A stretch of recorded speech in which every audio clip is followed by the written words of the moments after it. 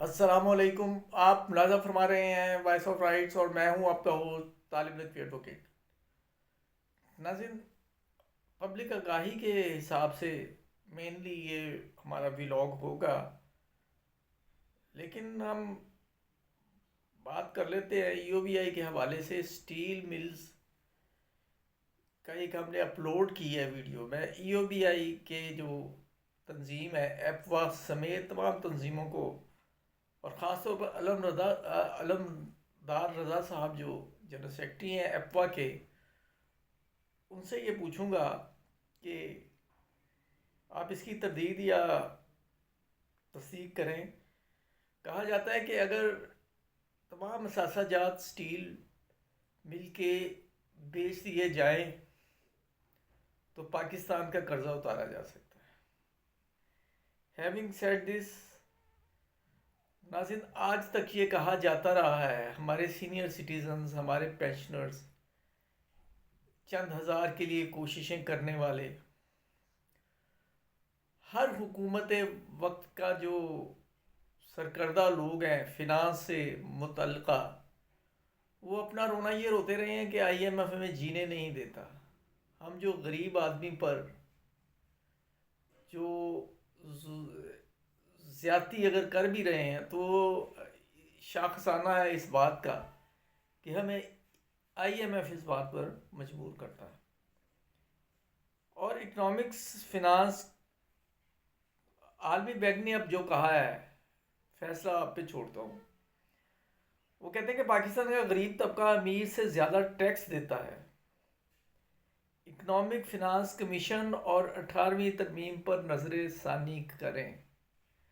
عالمی بینک نے یہ کہہ دیا، آپ نے سن لیا، لیکن آپ کو یہ پتہ چلتا ہے کہ ہمارے معاملات پر کتنی گہری نظر رکھے ہوئے ہیں کہ ہمارے آئین کی 18ویں ترمیم بھی ان کی نظر میں ہے.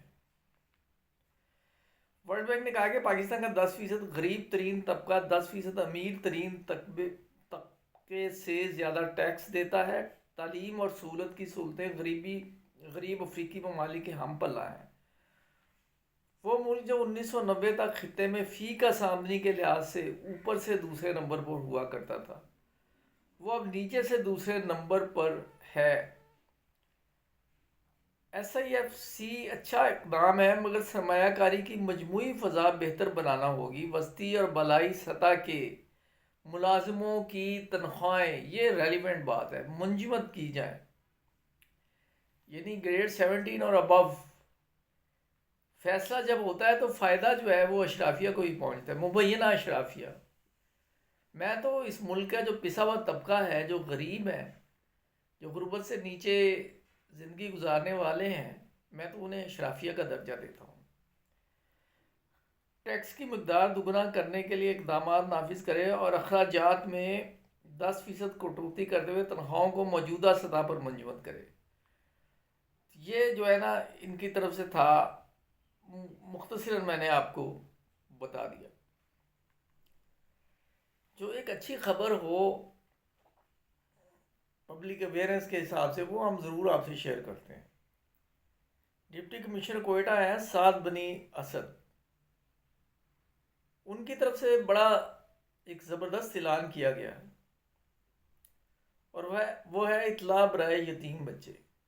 کوئٹہ شہر اور گرد و نواح میں جو بچے یتیم ہیں، جن کے والد فوت ہو چکے ہیں اور عمر 10 سال تک ہوں اور کسی اسکول میں زیر تعلیم ہو، ان کو مطلع کیا جاتا ہے کہ مالی امداد کے لیے اپنے کاغذات ڈپٹی کمشنر آفس میں جمع کروائیں.